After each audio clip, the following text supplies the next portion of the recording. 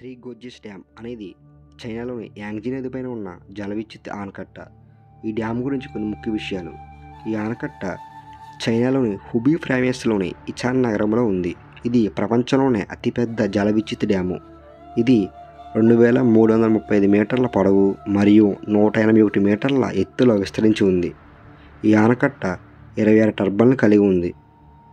ఇది 22.5 గిగావాట్ శక్తిని ఉత్పత్తి చేస్తుంది. ఇది ప్రపంచంలోనే అతిపెద్ద విద్యుత్ కేంద్రము.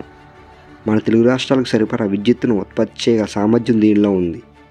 ఈ ఆనకట్ట 27.2 బిలియన్ల క్యూబిక్ మీటర్ల నీటి సామర్థ్యంతో ఒక రిజర్వాయర్ను నిర్మించారు. ఈ డ్యామును 1994 నుంచి 2012 మధ్య నిర్మించారు.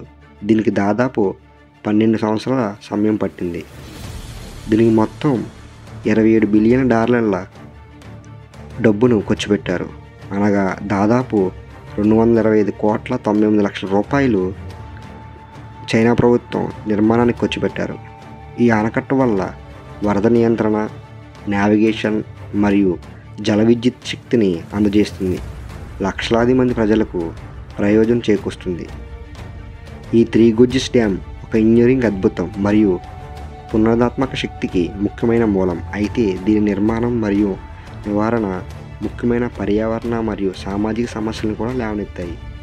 ఈ ఇన్ఫర్మేషన్ మీకు నచ్చినట్లయితే like, share, subscribe president YouTube channel.